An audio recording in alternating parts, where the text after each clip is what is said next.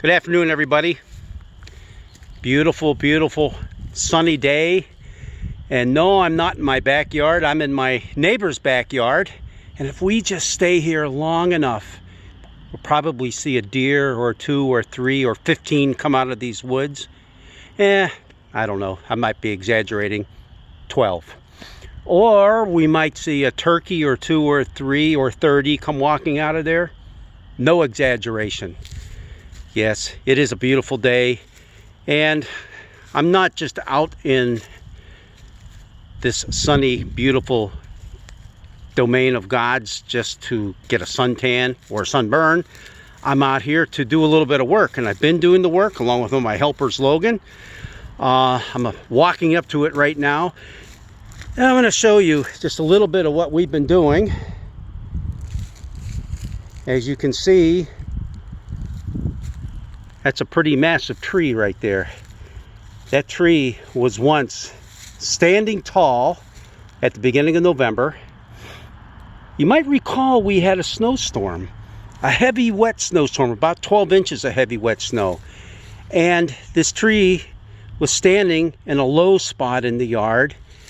It was a willow, and all that snow accumulated on the branches and just toppled it right over. Of course, it didn't help that the bottom of it was getting pretty rotted out, but down it came. This tree was planted by my neighbors after they moved in over 60 years ago. Beautiful tree. Now it's just being cut up. Oh, it'll be put to use. I'll let it sit and dry out for a couple years. It'll be good for backyard campfires. But just to give you a little idea of just how massive this tree is, I'm going to stand right up against it right now. There you go. That's going to be a lot of fun cutting that thing up with a 20-inch blade. Well, thought about that tree, and we come to realize that nothing lasts forever. Not trees, not animals, not us. We don't live forever. Our gospel lesson for this Sunday is about Lazarus. How Lazarus got sick. He died. Now Lazarus was a good friend of Jesus.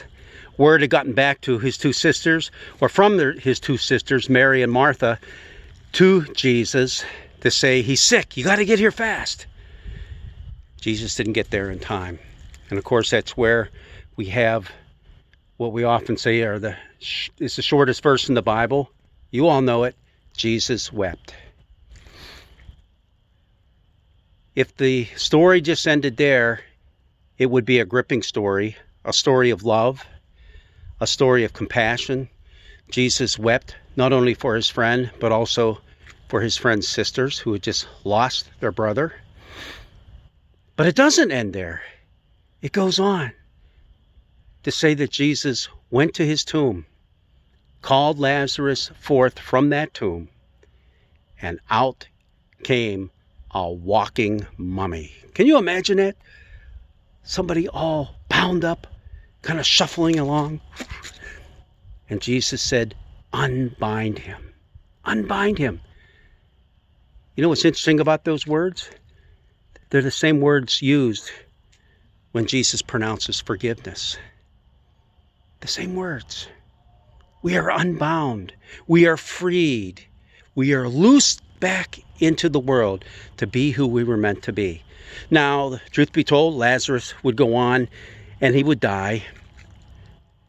He would die for real, and he would be put in a grave and be there until the last day, the day of resurrection that we all await. And that is why it's so important we still remember, even though we won't be together, we still remember Easter. We remember that Jesus said, I am the resurrection and the life. I am resurrection. I am life. We won't live forever on this earth, but we will live forever in our Father's house. Grace, mercy, and peace be with you all. Amen.